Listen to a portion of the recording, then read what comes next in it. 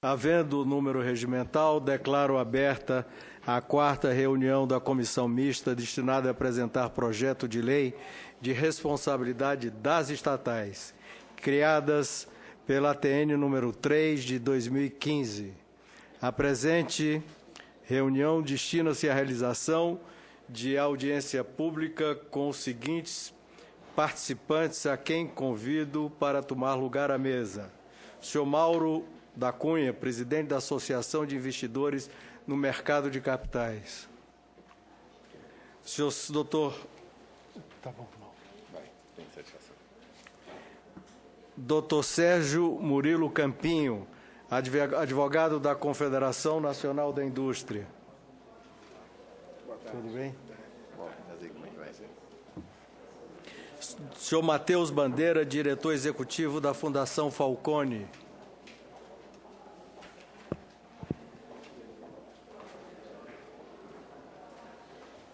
Tudo bem? Tudo bem? Obrigado, Matheus. Estavam previstos também a presença dos Dr. Jorge Gedal João Peter e do Dr. Pedro Mariani. Jorge Gedal João Peter, presidente do Conselho Consultivo da Gerdau, e senhor Pedro Mariani, diretor jurídico de assuntos corporativos da Ambev. Recebemos uma comunicação de última hora dos dois, esclarecendo devidamente motivos de força maior que o impediriam de estar presente como gostariam essa reunião, se colocando, no entanto, o senhor relator à disposição para qualquer outra hora, qualquer momento, e que nós entendemos perfeitamente as explicações por eles dadas a essa ausência. Também gostaria de ler aqui uma correspondência que recebemos do ministro do Estado dos Transportes, Dr. Antônio Carlos Rodrigues.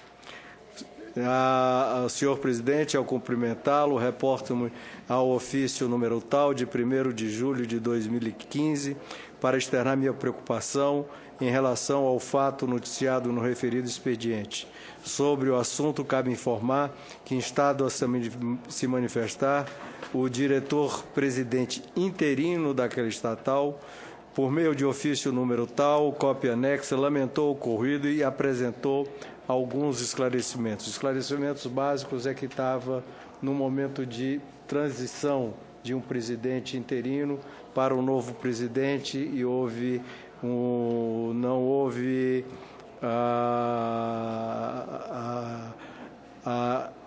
a intenção de fazer qualquer desfeita, mas apenas de não querer representar representar a Valec sem ser o presidente definitivo, que estaria tomando posse já. Pelo exposto e considerando a relevância das discussões tratadas por essa comissão mista, quero deixar claro que esta pasta, como toda a diretoria da Valec, está à inteira disposição para atender qualquer outro convite ou demanda a ser formulada pelo colegiado. Atenciosamente, Antônio Carlos Rodrigues, ministro de Estado do Transportes. Queria também ler a correspondência enviada ao presidente do Senado e da Câmara, na qual esta comissão pede o adiamento, pede o adiamento do encerramento dessa comissão, que estava previsto agora para o dia 10 de julho, para o dia 21 de agosto. Na qualidade de presidente da Comissão Mista, destinada a apresentar projeto de lei de responsabilidade das estatais, instituída pela ATN número 3 de 2015, solicita a Vossa Excelência a prorrogação do prazo de funcionamento da comissão até o dia 21 de agosto de 2015. Desta maneira, já foi verbalmente aceita pelas duas presidências o adiamento para dia 21, quando a comissão deve dar a proposta do projeto de lei que será enviado às duas casas já prontos. Na nossa cronograma, a ideia aqui discutida com o deputado relator Arthur Maia é que logo na primeira semana de agosto o seu relatório será já apresentado à comissão e a comissão discutirá, tendo o dia 21 de agosto como data final base. Hoje, já só esclarecendo aos nossos convidados, a quem que inicialmente agradecemos a presença, que aqui nessa comissão nós já ouvimos na primeira reunião os órgãos de controle, representante dos órgãos de controle, CVM, Bovespa e TCU, órgão de controle da União. Na segunda reunião da comissão mista, nós recebemos presidentes e representantes das empresas estatais para discutir e dar o seu ponto de vista, e ressalvo aqui que o Banco do Brasil deu sugestões bastante valiosas a essa discussão. E hoje o objetivo é ouvir o setor privado que, de alguma maneira, tem relação com empresas listadas, abertas, controladas por acionistas espalhados por todo o Brasil e instituições de consultoria que acompanham essa questão de governança para que sejam dadas sugestões a essa comissão. Portanto, mais uma vez agradecendo a presença de todos, passo a palavra ao senhor Mauro Cunha, que também, se não me engano, já foi representante dos minoritários da Petrobras no Conselho da Petrobras, que essa sua experiência nos parece bastante valiosa. Obrigado, senador. Senhor relator, senhor presidente, todos os participantes, primeiramente, registro ser uma honra o convite que recebi para participar da presente audiência pública. É notória a relevância do tema em discussão, tendo em vista não apenas os eventos recentes, mas a relevância das empresas estatais para a economia brasileira. Entendo que o convite decorre de dois aspectos da minha atuação profissional, como presidente da MEC, Associação dos Investidores do Mercado de Capitais, e por conta da minha atuação por 2 anos como membro do Conselho de Administração da Petrobras. Cumpre informar que sigo atuando no Conselho de Administração de uma outra empresa estatal, essa de controle estadual, que é a CESP, experiência que também me credencia para esse debate. Para os que não conhecem, a MEC é uma associação sem fins lucrativos, fundada em 2006, que congrega investidores institucionais que atuam no mercado de ações brasileiros. Seu objetivo é promover a defesa dos direitos dos acionistas minoritários. Nossos quadros são compostos por gestores de recursos brasileiros e estrangeiros, que incluem desde pequenos independentes até os grandes bancos brasileiros. Também participam da MEC grandes fundos de pensão. Em suma, são aqueles responsáveis pela gestão da poupança de milhões de brasileiros, que precisam assegurar que os valores mobiliários que compram terão uma justa rentabilidade, sob pena de inviabilizar sonhos, projetos e aposentadorias. Hoje, porém, falo em nome próprio. Os projetos de lei que tocam as empresas estatais, 167, 343 e o projeto apresentado pelos presidentes de ambas as casas, encontram-se nesse momento em estudo pelos órgãos de governança internos da AMEC. Foram debatidos em nossa diretoria executiva, na comissão técnica, e foi criado um grupo de trabalho para analisar cada uma das propostas em tela. Esse trabalho ainda não terminou, portanto, a AMEC ainda não tem uma posição oficial sobre o assunto. Não obstante, aceitei o convite, tendo em vista a urgência da matéria e a progressão dos debates. As opiniões que emanarei, portanto, são exclusivamente minhas e podem ou não coincidir com aquelas da associação. Com relação à minha participação no Conselho de Administração da Petrobras, cumpre esclarecer que foi consequência direta da minha participação na MEC. Desde 2011, antes, portanto, da minha entrada na MEC, a associação tem trabalhado como um concatenador de investidores que, crescentemente frustrados com os prejuízos impostos aos acionistas da companhia, tentaram, pela primeira vez, organizar-se para influenciar, nos termos da lei, a eleição para o Conselho de Administração da Petrobras. Após mais de 2 anos de tentativas e lutando contra diversos obstáculos, tivemos sucesso em 2013, fui reeleito em 2014. Em 2015, decidi não mais concorrer ao cargo, explicitando as razões em nota aos acionistas. Foram eleitos novos conselheiros independentes que trabalham hoje arduamente pela recuperação da companhia. Não pretendo aqui discorrer sobre os problemas da Petrobras diretamente. Já tive a oportunidade de fazê-lo na Câmara, em depoimento à Comissão Parlamentar de Inquérito da Petrobras, em abril desse ano. Creio, contudo, que a situação dramática a que foi levada a Petrobras tem muito a ensinar sobre a gestão de empresas estatais de uma maneira geral e, portanto, tem grande utilidade para o atual debate. É sintomática a existência de uma pluralidade de projetos de lei que visam impedir a recorrência dos problemas que acometeram a Petrobras e muitas outras empresas estatais nos últimos anos no Brasil.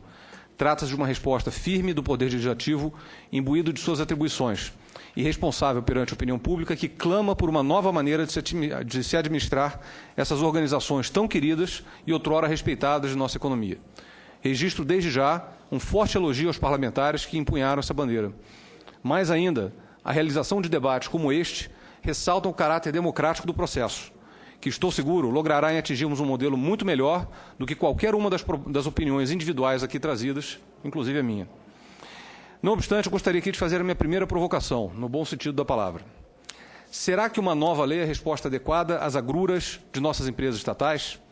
Peço a bondade dos senhores para que mantenham essa pergunta em mente ao longo dos debates e, quiçá, da tramitação dos projetos em discussão. É fácil criticar a lei. Eu mesmo já fiz e o faço recorrentemente.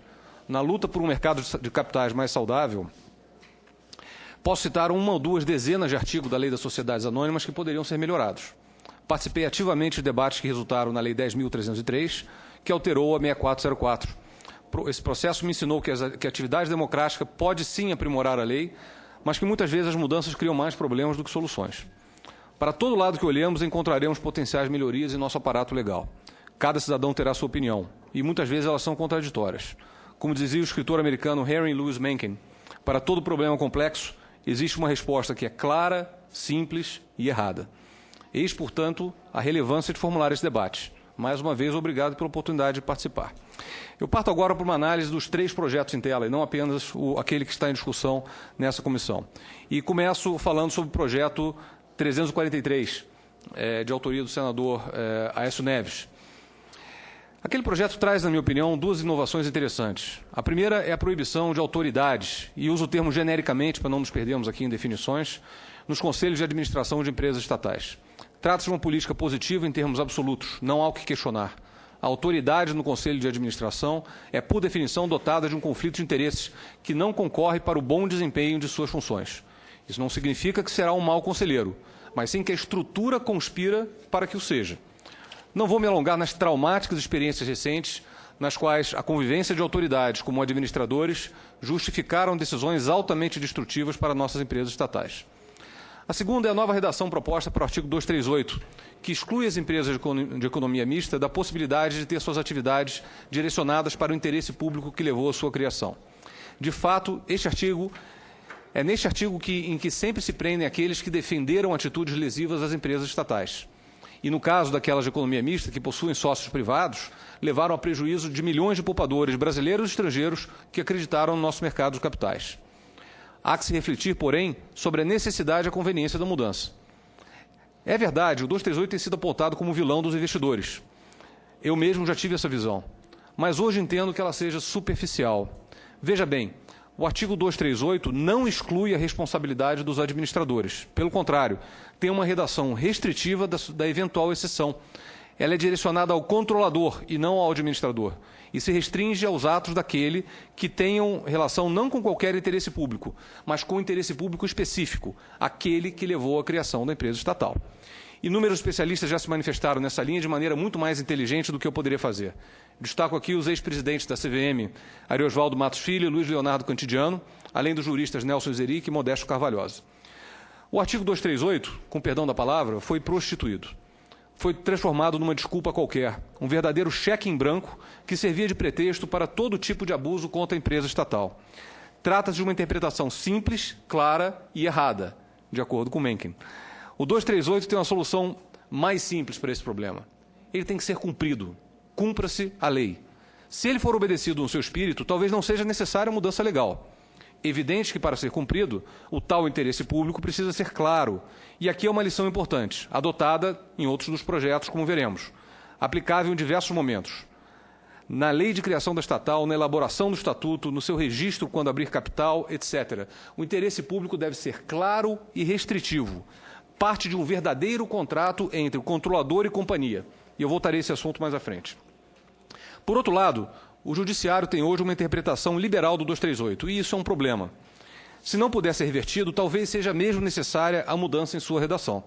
Mas rogo aos legisladores que, se forem mudar, que o façam sob esse prisma, entendendo seu real alcance atual, sua eventual deturpação interpretativa e a forma de corrigir esses erros. Mas o projeto também traz inovações que considero negativas. Conceitualmente, entendo que é um risco elevado determinar por meio de lei a criação de estruturas que podem se tornar meros carimbadores, formalidades que existirão apenas para cumprir a determinação legal. Isso é um risco ao se determinar que todas as empresas estatais deverão contar com um conselho de administração, por exemplo. Embora seguramente verdadeiro para empresas de grande porte, e seguramente para empresas de economia mista, a criação de conselho de administração e outros tipos de estatais pode trazer efeitos muito deletérios. Dentre os menos importantes, visto a mera criação de um cabide de empregos. Dentre os mais graves, a criação de estruturas opacas que tornam a responsabilidade difusa, abrindo espaço para todo tipo de problema. A última coisa que queremos, portanto, é a criação de órgãos para inglês ver. Um conselho para inglês ver é pior do que a ausência completa de um conselho. Esse conceito vale também para outras inovações dos projetos, como veremos mais à frente. O mesmo pode ser dito de determinações a respeito da composição dos conselhos, tais como número de membros, grau de independência, etc. Nós, novamente, vemos ideias que são boas em si, mas que talvez não pertençam a uma lei. Conceitos de governança corporativa evoluem com o tempo. O código do IBGC, por exemplo, encontra-se na sua 4ª edição e em revisão para a 5ª. O mesmo vale para todos os documentos de governança reconhecidos no mundo. Já a lei é feita para durar. Ainda que possa ser reformada no futuro, não é esse o objetivo, tendo em vista o enorme trabalho que consiste em atividade legislativa. A independência do Conselho, por exemplo, tem sido objeto de debates constantes. Deve ser de 20%, 30%, deve ser a maioria do Conselho, eu não sei. E os senhores provavelmente também não. Isso deve ser visto em cada momento da maturidade do sistema econômico. O mesmo pode ser dito sobre o conceito de independência. Faço referência a um caso que seria engraçado se não fosse triste. Consultorias renomadas recomendaram que investidores institucionais americanos votassem contra um determinado candidato ao conselho da Coca-Cola, tendo em vista que ele não seria independente. Ele teria uma participação acionária muito grande na companhia. O candidato se chamava Warren Buffett. Eu não sei quanto aos senhores, mas eu gostaria de ter esse conselheiro em qualquer empresa da qual seja sócio, independente ou não. Entendo, portanto, que esses pormenores não devem constar de um texto legal. Um amigo muito sábio sempre me fazia referência ao homem e à sua circunstância. Criar um sistema de governança adequado demanda flexibilidade para circunstâncias que mudam, o que não implica ausência de regras, como veremos. Na mesma linha, não acredito seja cabível legislar sobre características dos conselheiros indicados pelo controlador, fora aquelas vedações que elogiei anteriormente com relação a autoridades. A título de exemplo, não se deve restringir a participação dos conselhos de pessoas com experiência na indústria em questão. Conselhos devem ser constituídos com base na diversidade. A meritocracia e a capacidade técnica são essenciais, mas uma das funções de um conselho é trazer visões diferentes. Pessoas com formações distintas colaboram para enxergar problemas sobre diferentes prismas, chegando a uma solução melhor. Ademais, nos casos de empresas dominantes do seus setores de atuação, como Petrobras e Eletrobras, seria muito mais difícil, mais do que já é, encontrar um grande universo de candidatos atuantes no setor, dispostos a deixar suas atividades para compor o conselho de uma empresa estatal. E restringir o universo de candidatos é algo que não devemos buscar, muito pelo contrário. Mais à frente farei minhas colocações sobre como atingir uma composição meritória sem o detalhamento oferecido no projeto. Em seguida, o projeto talvez caia no seu erro mais grave, a determinação que os candidatos ao Conselho sejam previamente aprovados pelo Senado Federal, fazendo uma sabatina.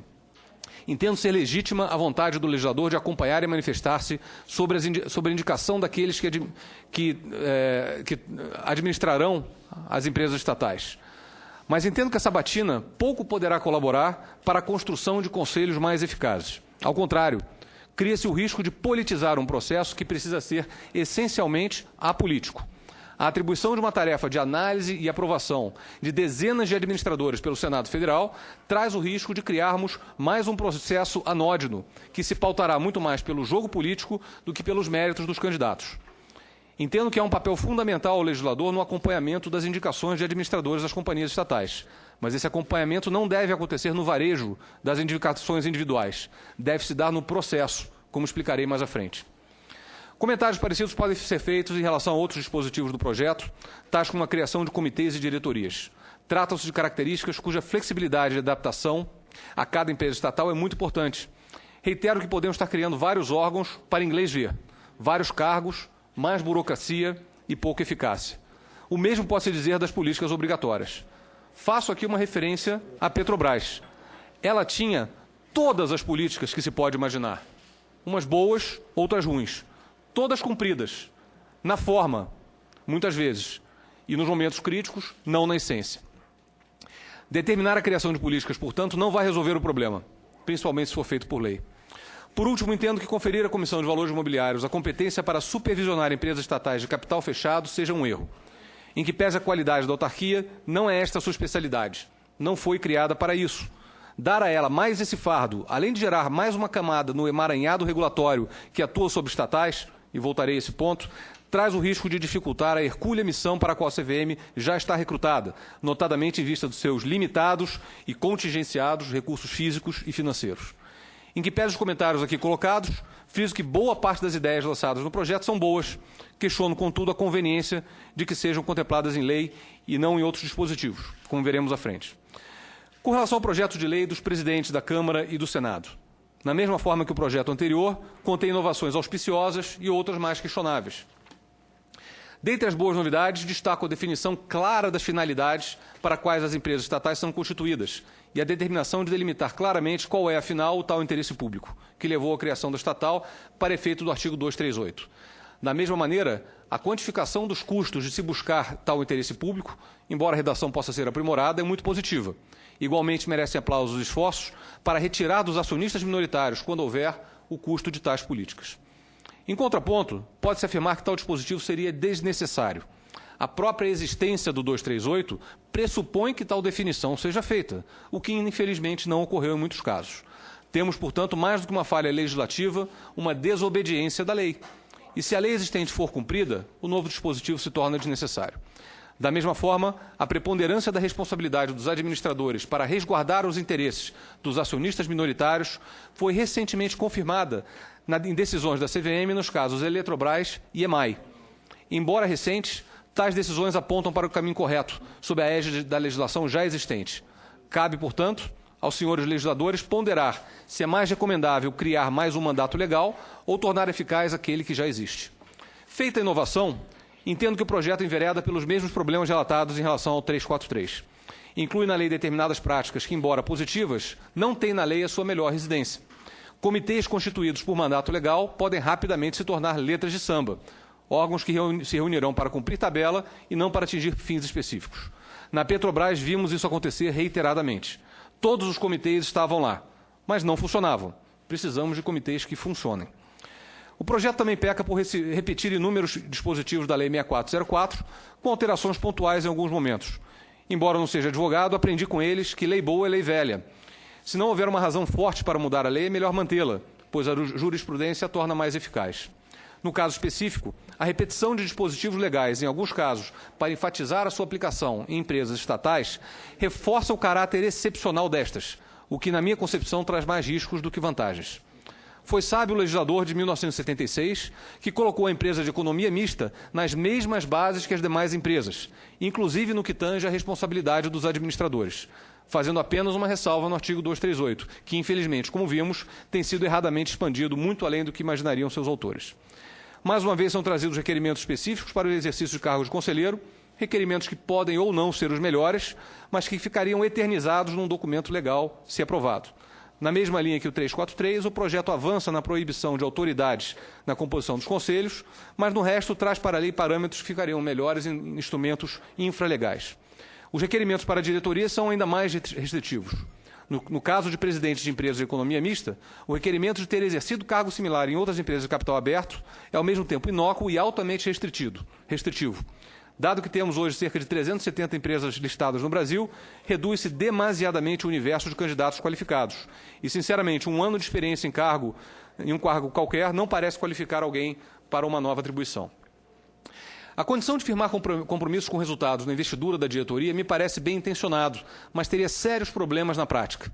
Como imaginar alguém que está entrando numa posição que, antes mesmo de começar a trabalhar, esteja de acordo com metas cuja definição não participou? O dispositivo poderá afastar definitivamente os executivos mais sérios e experientes da gestão das nossas empresas estatais, principalmente dado que o projeto determina destituição imediata caso essas metas não sejam atingidas por 2 anos.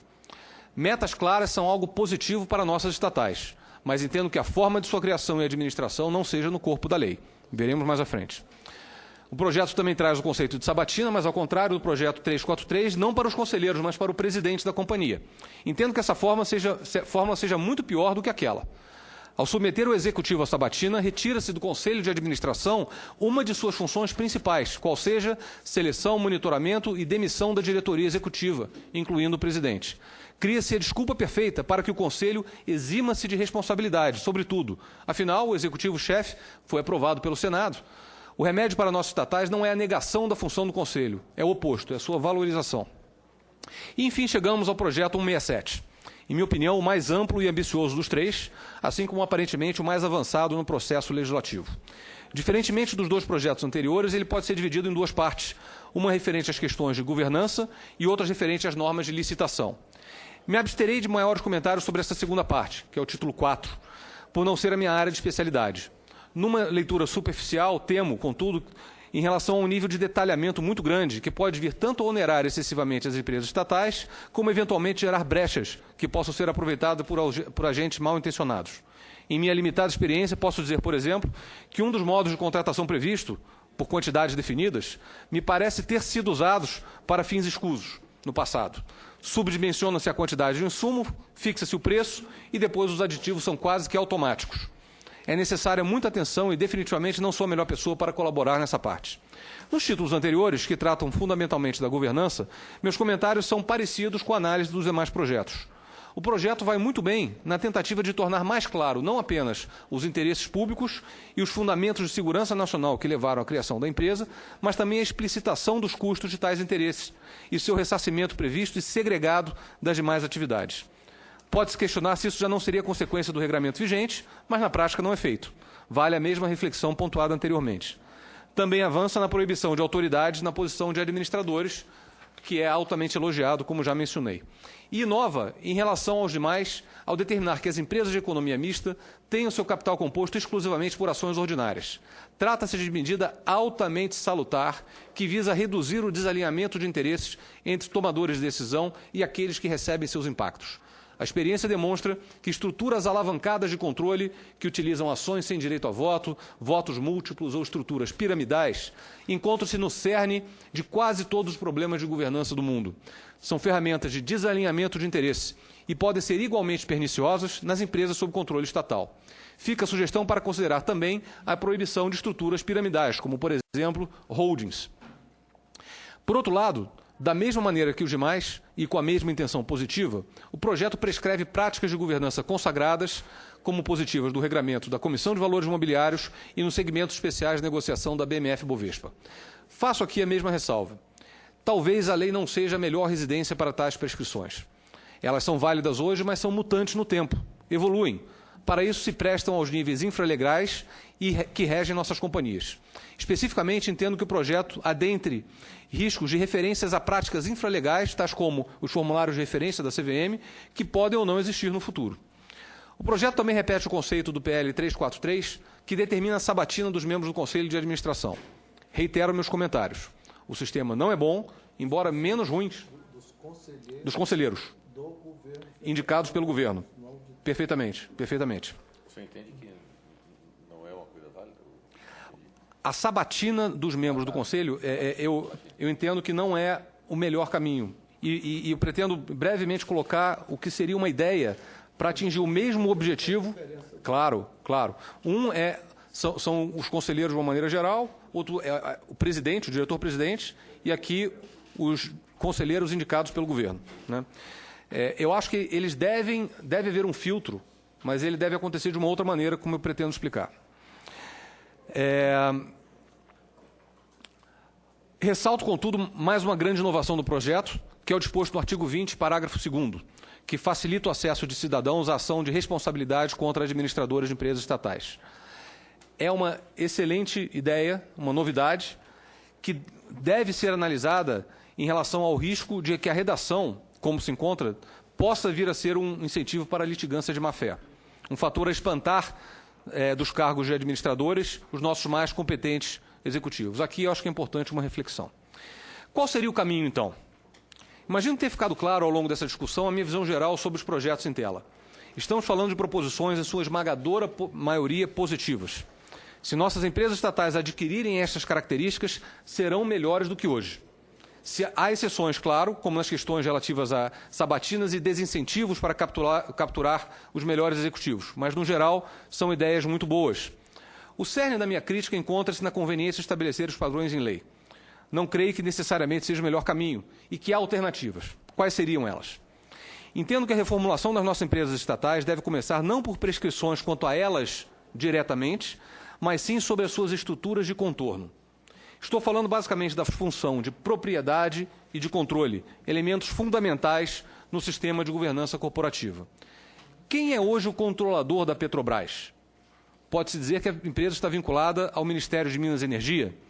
Tem no Ministério da Fazenda outro vínculo importante, já que seu titular ocupou a presidência do Conselho por tanto tempo. Submete-se formalmente ao DEST, que é vinculado ao Ministério do Planejamento. Mas podemos dizer que o DEST representa o controlador da Petrobras? Não. Quem exerce os votos nas assembleias é um representante da Procuradoria-Geral da Fazenda. Mas é ele que escolhe os conselheiros? Não é.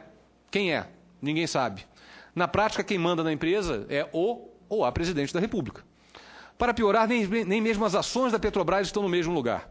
Agora estão espalhadas entre Tesouro, Fundo Soberano, BNDES, Caixa, uma certa confusão.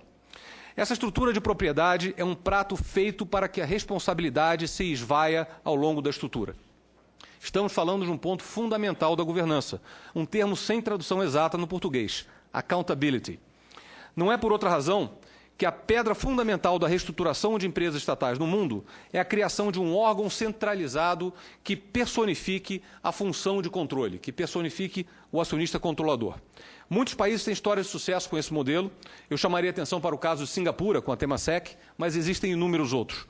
De fato, a concentração da atividade de propriedade numa agência estatal específica é uma das principais recomendações das diretrizes de governança corporativa para empresas estatais da OCDE. Trata-se do documento de 2005, que encontra-se sob revisão, o texto revisto pode até ser publicado hoje. Eu tenho uma cópia do documento que deixarei nas mãos do nobre relator, incluindo a referência e link na internet, nas notas, à minha intervenção de hoje. As diretrizes da OCDE são base para um trabalho de uma década para o aprimoramento das empresas estatais no mundo. De maneira interessante, sempre que um país é candidato a ingressar na OCDE, é feito um diagnóstico do nível de aderência do país às recomendações, inclusive em relação à governança de empresas estatais. Isso aconteceu recentemente com o Chile, com a Colômbia, está acontecendo com o Peru, e eu vou deixar com o senhor relator e o senhor presidente referências dos projetos, dos processos de análise feitos pela OCDE com relação a esses países. Ou seja, são critérios necessários para que o país seja admitido na OCDE, que haja, dentre outras coisas, uma função, um órgão centralizador da função da propriedade estatal. Em síntese, o processo de ascensão à OCDE envolve requerimentos muito claros sobre o aprimoramento de práticas relativas a estatais.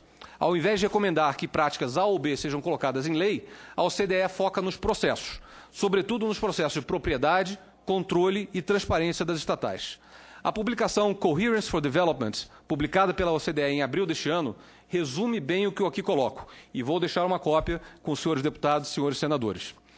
A minha principal recomendação aqui hoje, portanto, é que Executivo e Legislativo unam forças e submetam-se ao processo da OCDE aplicável a países candidatos a membros, mesmo que o Brasil hoje não seja candidato, no que tange a governança corporativa das empresas estatais.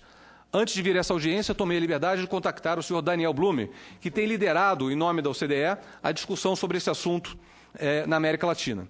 Ele se prontificou a auxiliar o Congresso Nacional nesse processo. Obviamente, o DEST, que tem se envolvido nessas discussões, tem muito a agregar. Eu já estou terminando, senhor presidente.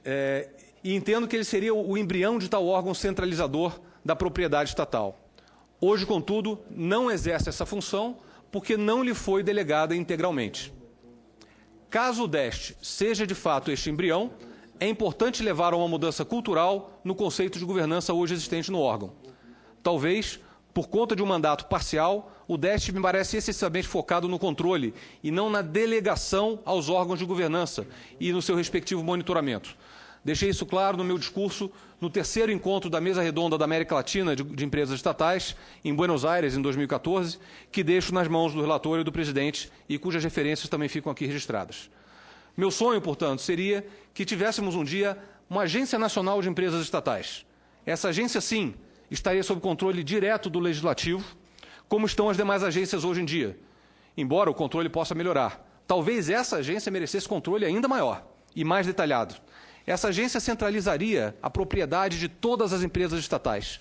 Teria missões importantíssimas, tais como garantir que a sua criação atenda aos princípios legais, garantir que os interesses sociais que levaram à sua criação estejam claramente definidos, monitorados, medidos e que seguem existindo, determinar, quando necessário, as formas de ressarcimento pelos custos do interesse social, determinar políticas e práticas de governança aplicáveis às companhias, comitês, diretoria, etc., determinar os processos para a escolha dos membros do Conselho de Administração, incluindo as vedações a autoridades, delegar poderes para que esses conselhos, por sua vez, contratem, monitorem, premiem e punam administradores, de acordo com metas pré-estabelecidas, em verdadeiros contratos de gestão, e administre um processo de avaliações da diretoria e do Conselho, sendo a própria agência avaliada pelo Congresso Nacional.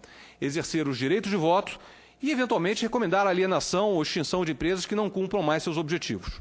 Os exemplos estão aí, basta copiar. Singapura, Chile, Peru, Colômbia, Vietnã, até mesmo a China já iniciou esse processo. Mas eu não pararia com a criação dessa agência. Eu vejo duas dimensões adicionais importantes para o aprimoramento da governança das estatais: as estruturas de controle e transparência. Com relação às estruturas de controle, temos que hoje vivamos numa verdadeira teia de controle, que reduzem muito a sua efetividade. É enorme o número de entidades com a qual uma empresa estatal deve se submeter. TCU, CGU, DEST, Secretaria de Orçamento, AGU, além dos reguladores setoriais, ANP, ANEEL, Bacen, de mercado, CVM, BMF, Bovespa. Vivi uma situação em estatal na qual questionei um órgão interno de controle sobre uma determinada investigação. E ouvi como resposta: nós não vamos fazer isso porque o TCU já está olhando. Isso me parece criar aquela situação futebolística do deixa que eu deixo. É preciso, portanto, reorganizar as estruturas de controle que imperam sobre as estatais. Não criar uma nova, mas reestruturar o que já existe, evitando duplicidades, retrabalhos e área cinzenta. Com relação à transparência, ela continua sendo o melhor detergente. E isso é ainda mais verdadeiro nas empresas estatais. Nos conselhos estatais dos meus sonhos, empoderados e cobrados pela citada agência, os princípios da Lei de Acesso à Informação devem prevalecer. A regra é a publicidade. O sigilo é a exceção. Pela minha experiência, 60% a 80% do trabalho de um conselho de administração pode perfeitamente ser público. Não é talvez porque conselheiros queiram preservar alguma aura de mistério sobre as suas atribuições supostamente superiores. Isso tem que acabar. Não teremos uma sociedade transparente se seus órgãos máximos permanecerem opacos como hoje. Fiz o que sou contrário a um projeto recentemente apresentado no Senado que prevê a gravação e manutenção da gravação das reuniões do Conselho. Isso não funciona. Isso inibe a real discussão por parte dos seus integrantes. Na realidade, eu acredito que a política que a Petrobras tinha de gravar as reuniões para a elaboração das atas com posterior destruição do áudio seja a melhor política. Isso dá liberdade para que os conselheiros façam um debate real e que a ata reflita detalhadamente as discussões que aconteceram. Mas a transparência através de atas completas e tempestivas é uma peça fundamental para termos conselhos que funcionem. Esse, sim, deve ser o nosso objetivo final. Muito obrigado. Muito obrigado, doutor Mauro Cunha. Uma explanação bastante objetiva, bastante contundente, que vem ao encontro daquilo que nós desejamos extrair dessas palestras. E, com certeza, bastante rica para o nosso relator. Passaria a palavra agora ao Dr. Sérgio Campinho, advogado da Confederação Nacional da Indústria. Muito obrigado, senhor presidente. Boa tarde. Muito obrigado pelo convite. Saúdo, cumprimento o senhor presidente, senador Tasso Gereissati, relator, deputado Arthur Oliveira Maia e demais integrantes da mesa.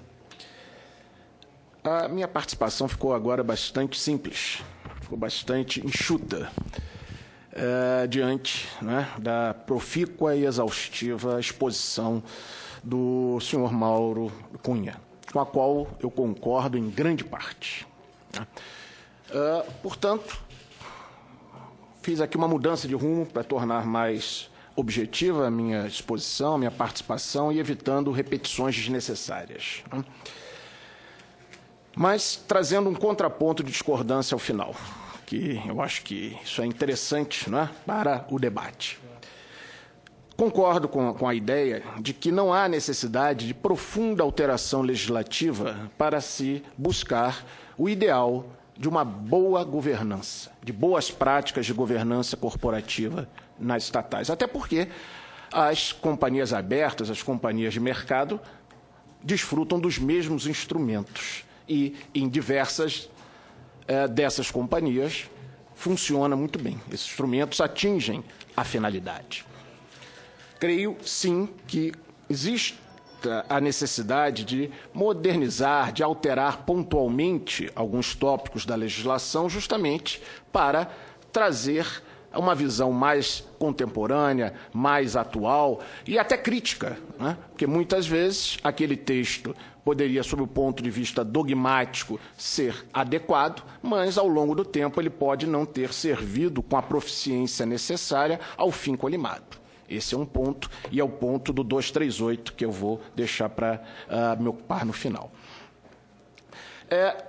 A Lei 6.404 de 76, ela introduziu um novo sistema de gestão e de fiscalização da gestão no direito brasileiro. Porque na legislação anterior à de 76, nós tínhamos o sistema monista, em que só tinha diretoria e a Assembleia Geral. A Assembleia Geral era o órgão de fiscalização direto da diretoria, tendo como adjuvante o Conselho Fiscal. Pela lei das SA, de 76, criou-se a convivência entre o sistema monista e dualista. O dualista se dá justamente quando na estrutura organizacional se insere o Conselho de Administração.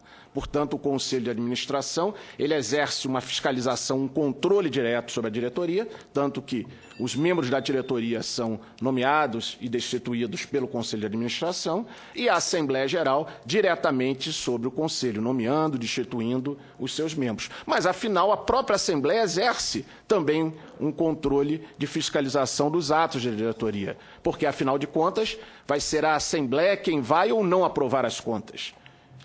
Vai ser a Assembleia quem vai ou não aprovar a eventual propositura de ação de responsabilidade civil contra os administradores.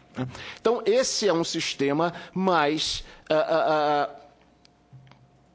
complexo, mas que a legislação entendeu necessário, por exemplo, para as sociedades de capital aberto, que tem que ter necessariamente conselho de administração, adotando aí o sistema dualista, e para as sociedades de economia mista, além das sociedades que têm capital autorizado. Aí pode ser fechada ou aberta. Então, essa é uma realidade já presente no nosso texto legal, o sistema dualista em sede de companhia mista.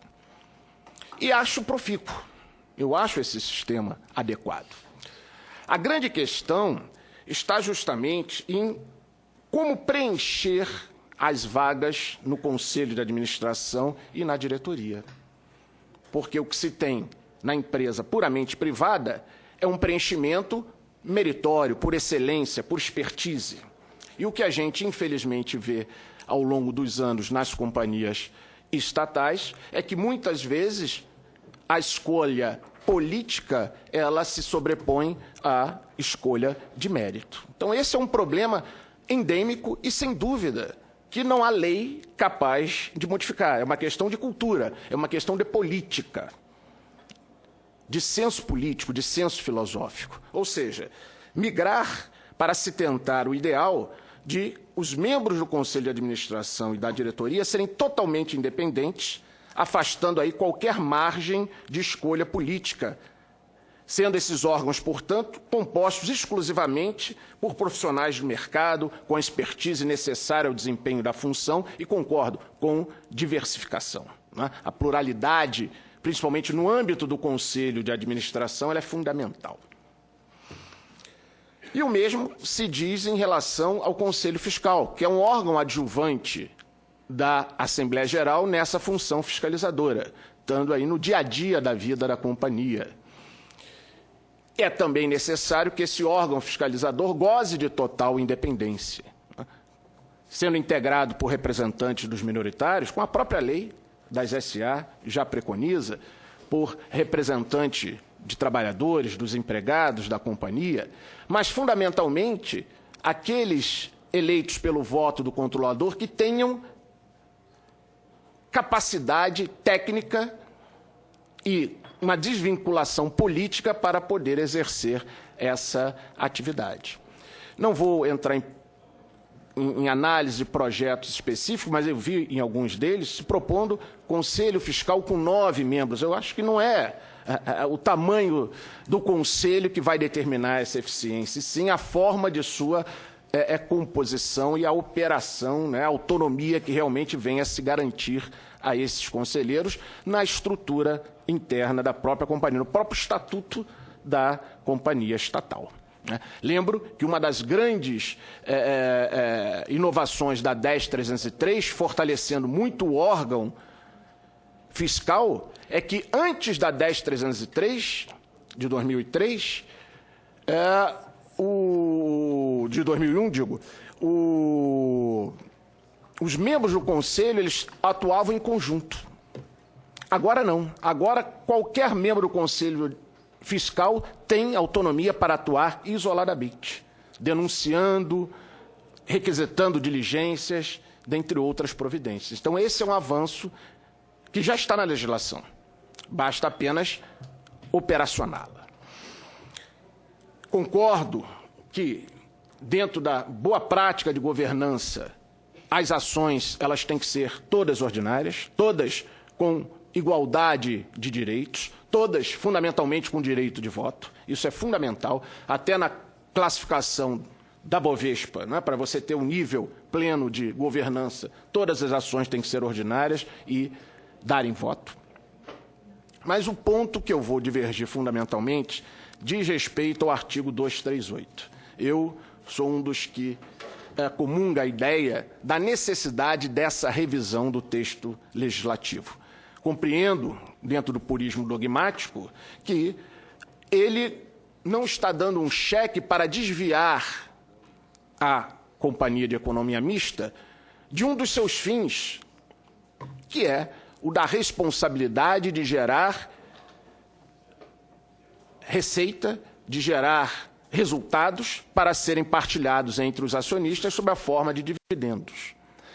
Mas, em função dessa parte final do preceito, né, que autoriza o controlador a orientar as atividades da companhia de modo a atender ao interesse público que justificou a sua criação, isso pode degenerar, como ao longo do tempo veio muitas vezes degenerando em abuso. Não tenho dúvida que a melhor interpretação seria aquela.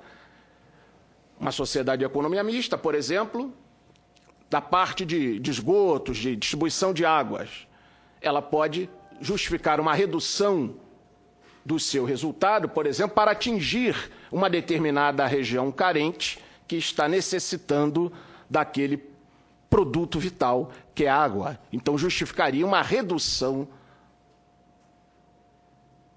dos próprios dividendos prometidos àqueles que entram como acionistas. Mas, apesar disso, apesar dessa relevância, eu trago aqui uma reflexão. Será que essa relevância se aplica às companhias mistas abertas? Aquelas que se capitalizam no mercado? Aquelas que vão buscar financiamento no mercado?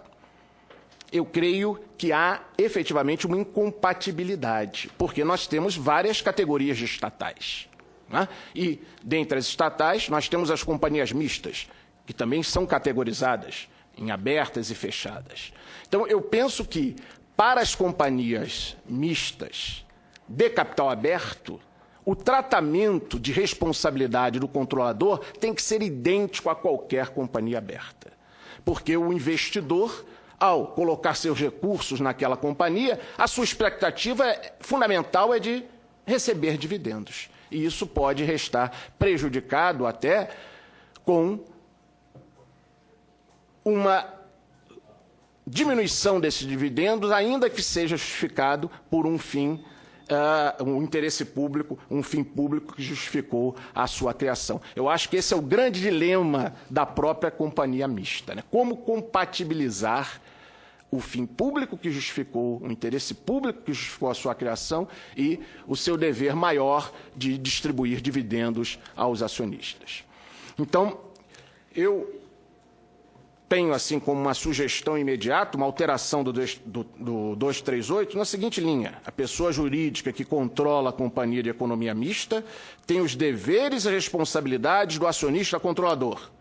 Mas, salvo nos casos de companhia aberta, de economia mista, poderá orientar as atividades da companhia de modo a atender ao interesse público que justificou a sua criação. Ou seja, isso só poderia ser possível na sociedade de economia mista que não for de capital aberto.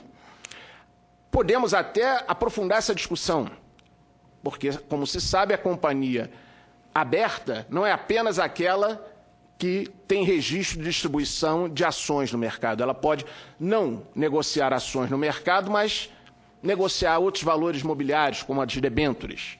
Então, podemos até criar uma linha mais restritiva. As companhias mistas abertas que não negociem ações no mercado poderiam estar dentro desse conceito atual do 238 e apenas retirar essa possibilidade de subjugar o ganho, o resultado para o cumprimento de um interesse público que teria justificado a sua criação, apenas naquelas que são abertas por negociarem ações no mercado. Enfim, eu acho que é um tema a ser realmente visto, revisto, revisitado, e isso é fundamental, no meu modo de ver, para um crescimento e uma estabilização, uma segurança jurídica do investidor no Brasil, um crescimento, obviamente, do mercado de capitais. Esse tratamento entre companhia mista de capital aberto e companhia mista de capital fechado deve, no meu modo de ver, ser diferenciado. Enfim, essas são as colocações, as reflexões que eu gostaria de compartilhar aqui na mesa. Muito obrigado. Muito obrigado, doutor Sérgio Campinho. Muito interessante, colocações bastante objetivas e que devem ser pensadas aqui com a importância que elas têm. Agradeço mais uma vez sua colaboração. Passo a palavra ao senhor Matheus Bandeira, diretor executivo da Fundação Falconi, que é uma fundação conhecida de todos vocês como uma das consultorias qualificadas e reputadas internacionalmente do país nesse momento em termos de consultoria administrativa, consultoria de negócios, consultoria de gestão e de estratégias. Muito obrigado, senador Tasso. Obrigado, deputado Arthur Maia. Obrigado pelo convite. Vou saudar aqui os companheiros de mesa. Uma pequena correção. A Falconi não é mais uma fundação há quase 15 anos, ela é uma empresa regida pela lei das SAs, que tem também conselho de administração. Aliás, a gente se orgulha de ter talvez um dos melhores conselhos de administração do Brasil e que conta na sua composição não apenas com o nosso sócio fundador, que é o professor Vicente Falconi, mas como também com 4 membros externos à Falconi, que são representantes dos nossos clientes. Então, são 4 dos empresários mais bem-sucedidos do país: Carlos Alberto Sicupira, Marcel Teles, que são 2 sócios da 3G, Pedro Moreira Salles e Edson Bueno, o fundador da Mil. E que, aliás, o exercício nosso na gestão da companhia com esse Conselho de Administração tem sido uma experiência de valor didático assim, intangível. Eu acredito que o convite que me foi feito muito menos pela experiência da Falconi como consultoria de gestão, e agradeço as palavras, a Falconi é hoje a maior consultoria brasileira de gestão e talvez a maior consultoria do Brasil, se não da América Latina. Nós temos mais de 1000 consultores trabalhando com os mais variados problemas de gestão, inclusive problemas de governança. Mas eu também tenho, na minha experiência pessoal, tive a oportunidade de trabalhar durante muito tempo no setor público, durante mais de 15 anos, uma experiência aqui pelo Senado, no Ministério da Fazenda, e uma experiência no governo estadual do Rio Grande do Sul, onde fui secretário de Estado, fui presidente estatal, presidente do Banco do Estado do Rio Grande do Sul, que é a maior estatal do Estado do Rio Grande do Sul. Fui membro do seu conselho durante alguns anos, fui vice-presidente do conselho e, como secretário de Planejamento e Gestão, eu fui presidente de uma comissão que nós criamos no governo do Estado, chamada Comissão de Governança das Estatais, justamente com o intuito de aprimorar os mecanismos de controle e de governança das companhias estatais, e foi uma experiência muito frutífera que contou com a participação de diversos membros da sociedade civil. Como presidente do Banco do Estado do Rio Grande do Sul, senador, eu precisei passar por sabatina na Comissão de Finanças da Assembleia Legislativa do Estado e por aprovação em um decreto legislativo do plenário da Assembleia Legislativa. Requisitos que foram estabelecidos em 1997, depois da reestruturação do Banco do Estado, que aconteceu no momento de reestruturação de todos os bancos estaduais, naquela época, logo na sequência da renegociação das dívidas dos estados, conduzida pelo governo federal, e que impôs este requisito justamente como forma de obrigar o poder público a fazer com que os indicados, através do Conselho de Administração, passassem pelo escrutínio da Assembleia Legislativa. Se tem alguém numa sociedade democrática com o papel de sabatinar ou de verificar se os indicados para presidir companhias estatais, sejam elas da União, ou dos estados, ou dos municípios, este alguém é o Parlamento, são os parlamentos estaduais e o Congresso Nacional. De forma que eu vejo esta medida, como uma série de outras que foram apresentadas neste projeto de lei, e eu vou me deter apenas ao projeto de lei aqui em exame por esta comissão, como muito positivas. E, portanto, eu quero iniciar saudando a iniciativa dos presidentes das duas casas, porque acho que esse é um momento ímpar que a gente vive para para propugnar a melhoria da transparência e da governança das companhias estatais. Tem uma série de pontos que eu considero essenciais nesse projeto, que eu vou passar muito rapidamente depois, vou fazer uma manifestação muito sucinta, mas eu queria começar, senador, falando aqui muito em linha do que o colega que me antecedeu, Mauro Cunha, disse, a respeito da confusão que existe nos conceitos de Estado, governo e administração, forma como eu vejo isso, e que, na verdade, em boa medida, os problemas das empresas estatais, eles combinam problemas de cultura empresarial, problemas de governança, mas também problemas da administração pública brasileira, né? A cultura empresarial brasileira, ela compreende uma empresa necessariamente vinculada a um dono, a um proprietário, a um acionista controlador, seja no mercado privado, seja com relação às sociedades de economia mista. E existe essa ideia de que o interesse do controlador tem sempre supremacia sobre os demais interesses envolvidos, o que é um equívoco, né? Falta no Brasil uma cultura empresarial que se forme a partir de um mercado, que tenha maior pulverização na participação acionária de grandes companhias. A gente tem no Brasil poucos exemplos das chamadas full corporations, companhias que têm controle pulverizado e que têm exemplos de sucesso do ponto de vista de governança em mercados mais desenvolvidos. E eu acho que isso reforça essa ideia de supremacia do acionista controlador. E existe essa confusão permanente entre Estado, governo e administração, como o Mauro falou, quem manda na companhia estatal, quem indica os seus conselheiros. Para mim isso é muito claro, e eu acho que uma lei específica que traga regramentos para as companhias estatais, e são dois os tipos de companhias estatais, e aí por isso eu acho válido também o projeto de lei, porque além das sociedades de economia mista, nós temos as empresas públicas que têm uma natureza jurídica própria, que foi dada pelo Decreto-Lei 200, portanto, não se submetem ao regime da 6404, né, e, portanto, estão fora de tudo aquilo que se propõe. Eu também sou daqueles que entendem a 6404 como um patrimônio da legislação societária que deve ser preservado, não deve ser modificado. Sou contrário à proposta de alteração, inclusive, do artigo 238, vou chegar lá, vou explicar por quê.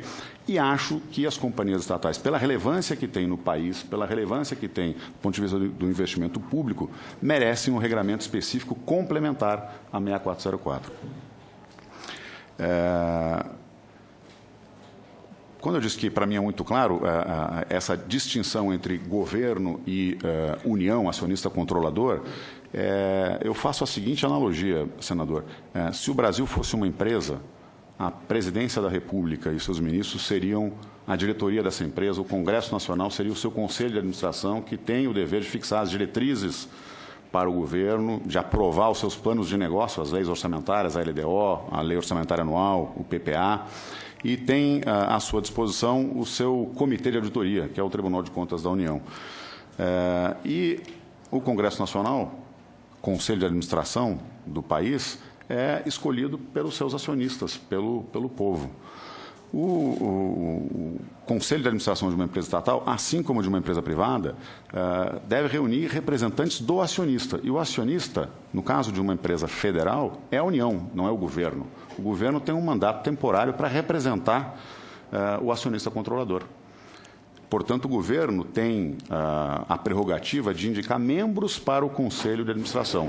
E eu acho, concordo com o Mauro, que existe uma grande confusão, quer dizer, ninguém sabe como que é feita a escolha desses membros, não existe requisitos, não existe uma forma organizada para a indicação dos representantes do acionista controlador União nos Conselhos de Administração. Mas quem gera a companhia é a diretoria, e a diretoria deve ser escolhida pelo Conselho de Administração, de forma independente. Conselho esse que deve ter uma composição proporcional à participação no capital entre acionista controlador, acionista minoritário, e deve ter membros independentes, que é uma boa prática de governança também, inclusive também proposta nas recomendações da OCDE, bem como no documento de boas práticas do IBGC. Então, vejo, inclusive, que aquilo que o projeto de lei propõe, do ponto de vista de sabatina, não interfere na escolha do Conselho de Administração de seus... eu não li os demais projetos, mas nesse projeto especificamente, se não estou enganado, ele submete apenas o presidente da companhia estatal à sabatina do Senado. Eu não vejo que isso interfira no papel, na supremacia do Conselho de Administração, na prerrogativa do Conselho de Administração de escolher a diretoria da companhia e indicar, mas acho saudável que o presidente de uma companhia estatal, especialmente companhias da relevância de Petrobras, Banco do Brasil, Eletrobras, passem por um escrutínio público no Senado, no Congresso Nacional, para provar que cumprem os requisitos mínimos e a qualificação técnica necessária para presidir uma companhia do porte dessas companhias, né? Então, eu queria fazer essa introdução e saudar, dentre esses aspectos do projeto, tanto esta iniciativa que propõe uma maior participação do Congresso Nacional, via sabatina no Senado dos presidentes das estatais, mas também num outro momento, eu vou chegar lá, e também uma definição muito clara do papel do Conselho, do papel da diretoria nas sociedades de economia mista e estendendo parte dessas proposições para a empresa pública que hoje não é alcançada pela 6404. Então, dos pontos principais deste projeto de lei, eu queria salientar, em primeiro lugar, a exigência de maior transparência e estabilidade dos fins que vinculam a atuação dos administradores, ou seja, isto dialoga com a confusão que existe, ou a abertura à interpretação que foi dada pelo artigo 238 da 6404. Se, por um lado, o artigo 238 permite que a companhia estatal persiga outros objetivos que não exclusivamente o lucro, se não fosse assim, qual seria o papel de uma companhia estatal se ela estivesse desempenhando uma atividade econômica apenas e exclusivamente para perseguir o lucro? Então, talvez não devesse existir. né? Não deveria ser estatal, e sim privada. Então, acho que o artigo 238 é importante, porque ele abre esta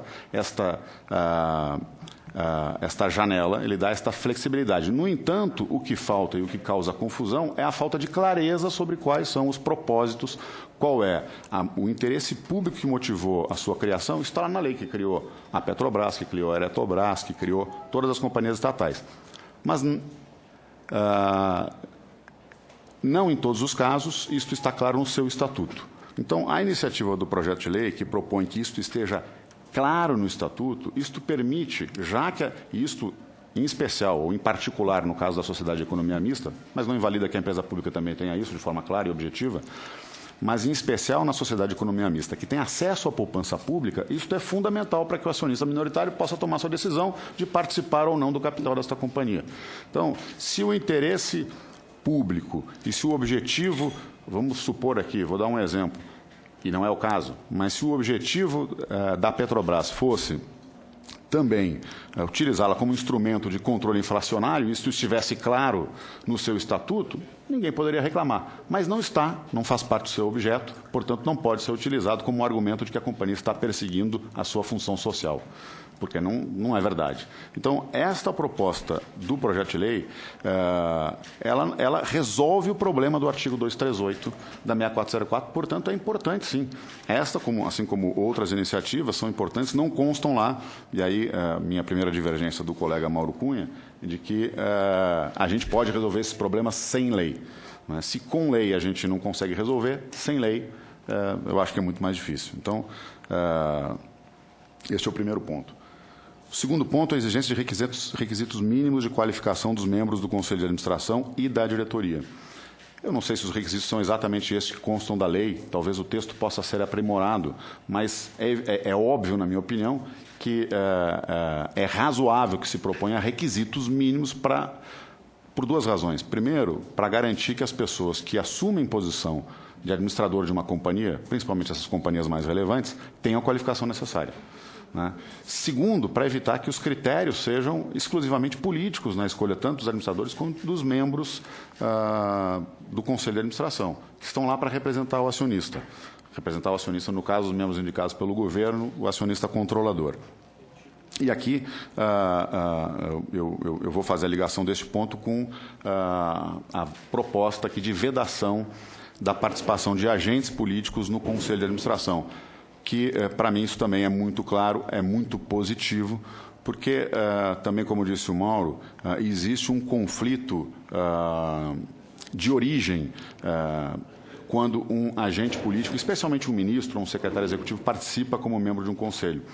Como membro de um conselho, e aí não importa se indicado pelo acionista controlador ou indicado pelos minoritários ou independente, o conselheiro deve votar de acordo com o interesse da companhia, de acordo com o interesse de todos os acionistas. Ele tem um dever fiduciário com todos, não apenas com aquele que o indicou. E um ministro de Estado é um assessor do presidente da República, é um auxiliar do presidente da República, é direto. E ele nunca vai votar em favor do interesse da companhia se esse interesse contrariar o interesse do governo. Então, ele tem um conflito pela natureza do cargo que exerce. E é óbvio que nós poderíamos ter ministros com uma formação extraordinária, que poderiam ser excelentes quadros como membros de conselho, mas enquanto exerce a função de ministro ou de secretário executivo, não seria a melhor prática, e eu acho que esta vedação ela é extremamente oportuna. A previsão que o projeto propõe também aqui de obrigatoriedade que o Conselho de Administração seja integrado por representantes do. Eu não sei se os requisitos estabelecidos na 6404 já cumprem isso, mas, de forma clara, que a composição do Conselho seja equilibrada com representantes do acionista controlador, do minoritário, na proporção da sua participação do capital, e de independentes, também acho louvável, bem como a previsão de que o Conselho seja formado por pessoas que reúnam as competências relacionadas com os aspectos chaves do negócio da companhia. Então, não existe no projeto de lei, pelo que eu vi, limitação, mas existe sim uma orientação no sentido de abrangência do Conselho e de que o Conselho reúna as competências que são importantes para a execução do negócio da companhia. Porque é óbvio que o Conselho da Petrobras deve ser formado por pessoas que conhecem o negócio de óleo e gás, que conhecem o negócio de distribuição, que conhecem logística, que conhecem finanças, que conhecem tudo aquilo que é chave para o exercício do negócio da companhia. Eu acho que isso é uma coisa muito básica. Um outro ponto positivo que eu acho que é essencial, que este projeto também traz, é a obrigatoriedade das sociedades de economia mista, isso aqui eu acho que não é estendido para as empresas públicas, da instituição dos comitês de auditoria, dos comitês de riscos e remuneração, pelo menos estes, como órgãos obrigatórios e órgãos vinculados ao Conselho de Administração, e que, na minha opinião, deveriam ser presididos por um membro do Conselho de Administração, no caso do Comitê de Auditoria, especificamente por um membro ou independente ou que represente os minoritários. Com todas as previsões que o projeto traz, eu acho uma outra providência essencial. Acho que outro aspecto relevante diz respeito à exigência da apresentação de um plano de negócios. Eu não sei se o plano de negócios deve existir previamente ao termo de posse da diretoria, ou se ele é apresentado pela diretoria. Mas a existência de um plano de negócios que oriente a companhia, ela é fundamental. Como qualquer companhia privada, tem um plano de negócios e a forma e o instrumento que o Conselho de Administração tem para medir, para monitorar, para avaliar o desempenho da diretoria na condução dos negócios da empresa. Se não houver um plano de negócios, se a gente não medir, como é que a gente gerencia? Aquilo que não se mede não se gerencia. Então, acho que é uma providência muito importante, bem como, e aí também entra o outro ponto de participação do Congresso Nacional, a apresentação do resultado anual em relação às metas estabelecidas pelo plano de negócio no Congresso Nacional. Eu acho que isso é uma forma de aumentar ou de reforçar o controle social da companhia que recebe patrimônio público, que recebe, quer dizer, no seu capital, investimento do poder público. Então, acho também uma providência muito positiva.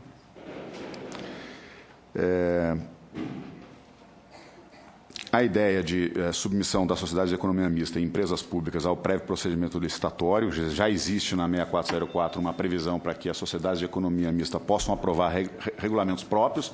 O projeto aqui propõe que esses regulamentos sejam aprovados previamente pela Controladoria Geral da União. Eu acho que também é uma providência interessante, e a revisão periódica desse regulamento, com uma periodicidade que pode ser definida na lei ou não, eu acho que também é um outro aspecto fundamental.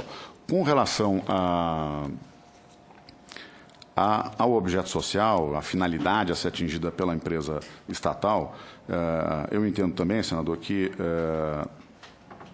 além da transparência que o projeto propõe, deveria ser previsto uma revisão periódica, porque essas finalidades quer dizer, são dinâmicas. Pode ser que, num período de 10 anos, aquilo que motivou a criação de uma companhia estatal não esteja mais valendo, e talvez até a sua própria existência como companhia estatal, como sociedade de economia mista.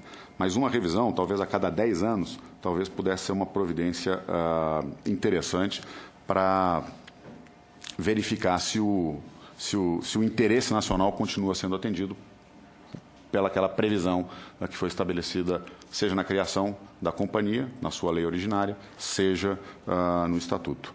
Eu acho que esses são os principais pontos que eu considero essenciais nesse projeto, considero a medida extremamente positiva, e acho que essa oportunidade é única para que a gente possa aprimorar a governança, o controle, a transparência das companhias estatais. Entendo que é na lei que a gente deve fixar esses requisitos,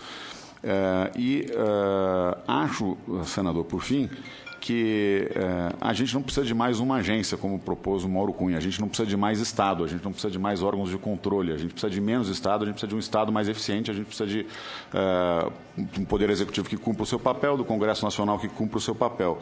No Congresso Nacional, nós temos diversas comissões que poderiam, uma delas, exercer esse papel. Quer dizer, a Comissão de Fiscalização de controle dos orçamentos públicos, é uma comissão que poderia exercer este papel de acompanhar o desempenho das companhias estatais, que poderia ser feito também com uma periodicidade anual.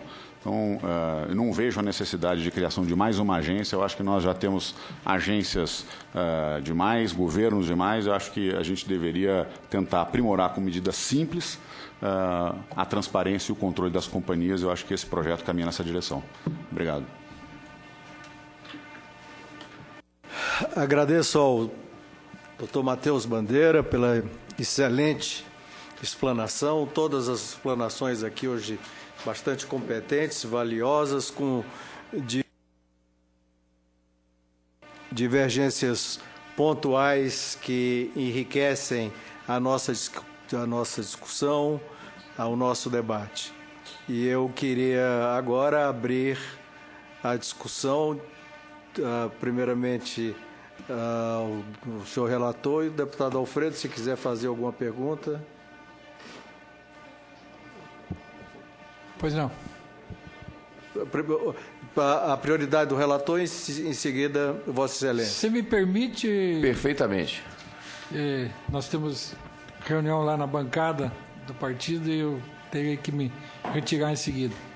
Mas queria aqui fazer o registro aqui, fazer valer a minha presença aqui. É uma comissão muito compacta, eu diria, mas o tema me interessa, até porque, pelo 9º ano consecutivo, eu sou membro da Comissão de Finanças e o tema que é muito caro a mim é toda essa área de finanças, tributação, economia, desenvolvimento econômico e por aí. É louvável, sim, a iniciativa da Câmara e do Senado de criar essa lei de responsabilidade das estatais. Até porque, se temos que conviver com elas, vamos criar normas e regulamentos para que a sociedade, através do Congresso Nacional, tenha um acompanhamento melhor e a gente possa realmente ter algum controle sobre elas. O ideal, senador, é que elas não precisassem existir, ou que existissem em número e tamanho muito menor. Eu estou absolutamente convencido de que o capitalismo moderno ele não enseja mais estatais como essas, tantas quanto nós temos. Nós tivemos a própria história recente contada de que a eliminação delas, de muitas delas, pela privatização, ou o melhor termo seria desestatização, eliminaram diversos focos de corrupção. E a gente viu que as grandes estruturas de corrupção estão envolvidas na República através das suas estatais. Se elas não deveriam existir no capitalismo moderno, muito menos empresas estatais de capital aberto. Isso não combina. Empresas estatais de capital aberto não combinam absolutamente com o capitalismo. Ou você tem o interesse do Estado, do seu patrono, é o caso específico da Petrobras, por exemplo. Nós vimos aí, ela atendeu por um longo tempo uma determinação do seu controlador, que era o Estado brasileiro, que era o governo, e que criou linhas de atuação que eram totalmente contrárias ao interesse do mercado de capitais, do mercado aberto, de investidores. E assim tem sido todas elas. Então, estrategicamente, o mundo já mostrou que elas não são necessárias. Quer dizer, a estrutura do Estado preconizaria, no máximo, agências reguladoras bem definidas que cumpririam esse papel. Então, esse é um tema que eu sei que não combina com a linha de pensamento do atual governo. Para que isso virasse realidade, nós teríamos que ter um ideário, muito mais liberal, muito mais de mercado, como nós temos hoje, e não o temos. Aliás, o governo vive hoje de uma dificuldade muito grande de saber exatamente qual é o seu DNA. Ele é um governo de linha trabalhista, socializante, e traz dentro das suas ações hoje várias iniciativas que são liberais, e aí há um conflito programático com o princípio operacional e de atuação. Como é que fica? Qual é a linha? O que o governo vai fazer? Mas eu penso que saudável, efetivamente, seria se a gente pudesse fazer uma redução substancial da atividade estatizante que tem hoje no país, até mesmo a própria Petrobras. Você veja, os Estados Unidos, a Europa, qual é o sentido? Países árabes lá que têm controle estatal sobre o petróleo. E para quê? Elas não são necessárias. Muito menos uma Eletrobras, uma empresa de correio. Por exemplo, agora fala-se em abertura de capital da Caixa Econômica Federal, por exemplo. Quer dizer, nós já temos um conflito com o Banco do Brasil, por exemplo, que tem ações listadas em bolsa, mas que, ao mesmo tempo, atende o Estado, o governo, dentro da sua atuação. Qual é o sentido? Como é que a Caixa Econômica, por exemplo, vai fazer para ela atuar numa Casa Minha Vida? Vai ter que ter controles extremamente aprimorados daquilo que é vinculado ao governo. Como é que vai remunerar a atividade dela, o trabalho, a performance, e conflito disso com o mercado de ações? É impossível. Mas, enfim, se temos, como eu disse no começo, se temos que conviver com elas e não podemos aboli-las, então vamos criar minimamente mecanismos para que a gente possa ter mais rigor de transparência, de atuação e tudo isso. Agora há pouco, numa sessão do Congresso, me manifestei, por exemplo, aqui foi abordado isso, a transparência. Nós aprovamos por uma emenda minha, de nossa autoria, na medida provisória 661, abrindo as informações do BNDES. O Senado referendou e aprovou, e a presidente vetou. Quer dizer, dificilmente a gente vai conseguir derrubar o veto. Ontem mesmo, um ministro do Tribunal de Contas escreveu um artigo na Folha de São Paulo abordando isso. Por que o BNDES fecha tanto a sua informação? E por que? Aonde está o sigilo bancário? Nós não queremos quebrar o sigilo bancário de um cliente ou de uma determinada operação. Nós queremos quebrar o sigilo do BNDES, das operações macro do BNDES. A quem destinou o dinheiro? Como foi o dinheiro para a Venezuela, para a Nicarágua, para Cuba, para países da África e tudo isso? E assim não é diferente com grande parte das nossas estatais.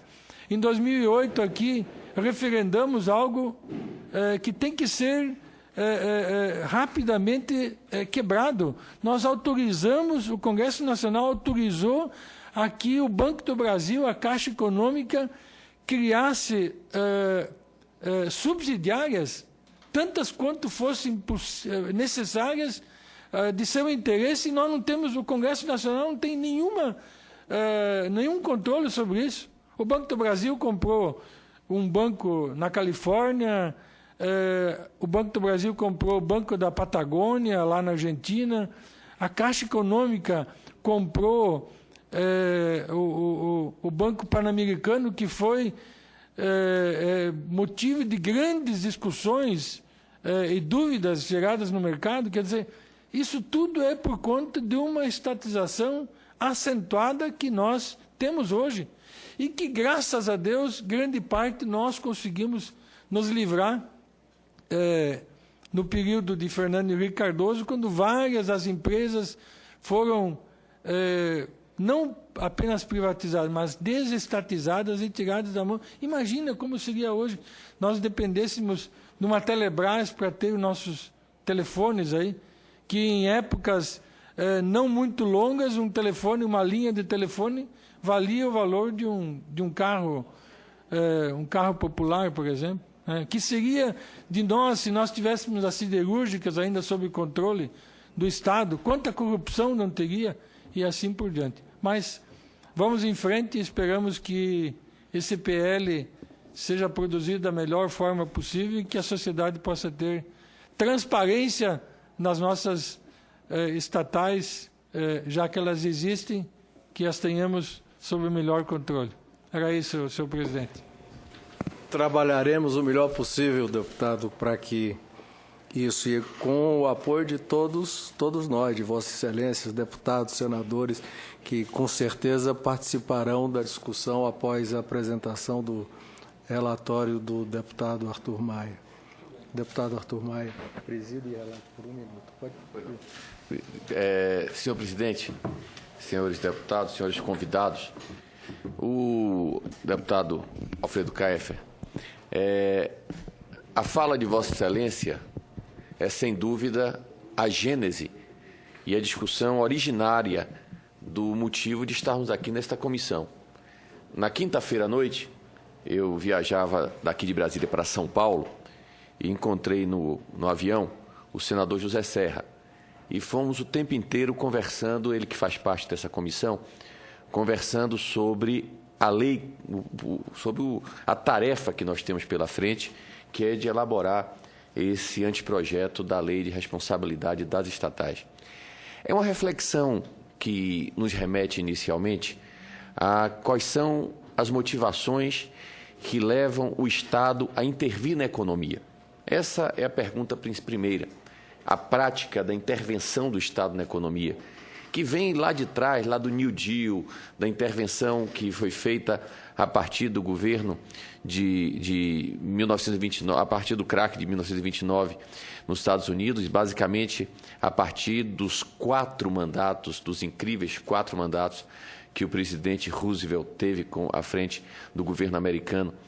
Aqui no Brasil, essa questão da estatização ela é muito curiosa, porque em um primeiro momento, na primeira metade do século passado, nós tivemos um projeto desenvolvimentista, basicamente nacionalista, comandado pelo presidente Getúlio Vargas, que teve bastante tempo à frente do governo brasileiro e que, por convicções de trabalhista que era e da noção de uma indústria absolutamente nacional, ele protagonizou a primeira grande intervenção do Estado na economia, trazendo para o âmbito estatal uma série de ações que, historicamente, eram típicas da iniciativa privada.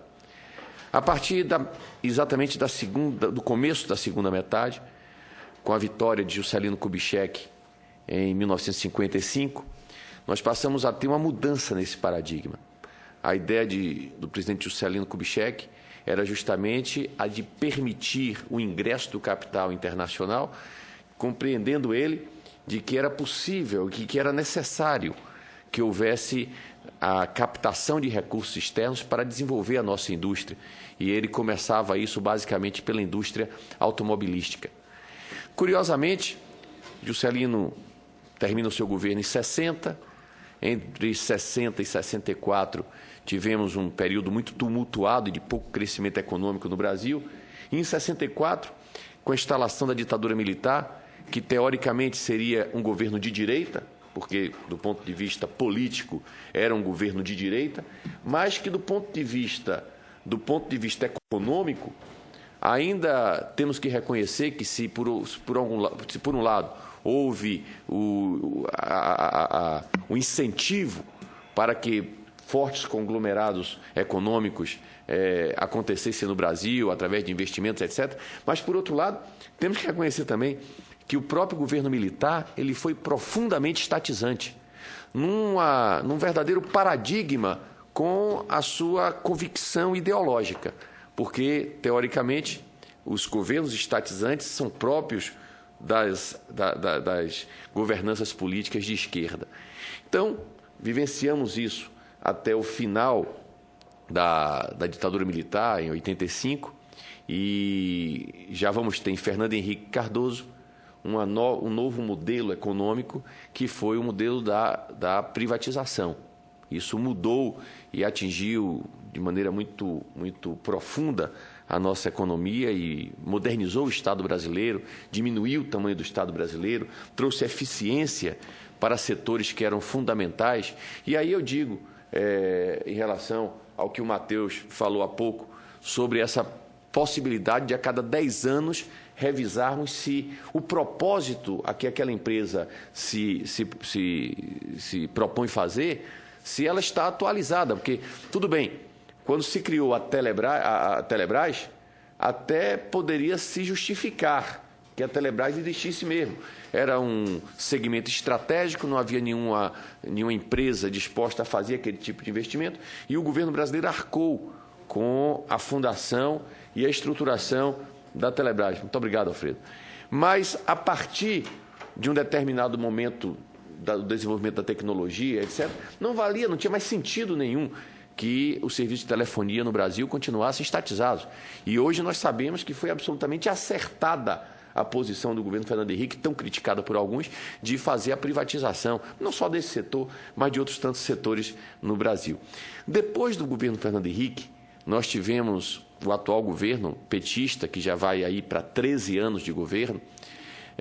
Em um primeiro momento, o presidente Lula, ainda que tivesse um discurso de esquerda, ele não teve essa ação estatizante, não teve.